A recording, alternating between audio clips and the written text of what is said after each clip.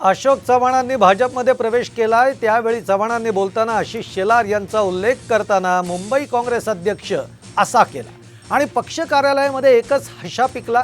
तेव्हा देवेंद्र फडणवीस यांनी चव्हाणांची चूक सुधारली। दरम्यान नाना पटोलेंनी चव्हाणांना टोला लगावला। मुंबई काँग्रेसचे अध्यक्ष आमचे भाजपचे मुंबई भाजपचे सवयीचा परिणाम आहे। 50 वर्षाची सवय आहे। 50 वर्षाची सवय असल्यामुळे मुंबई भाजपाचे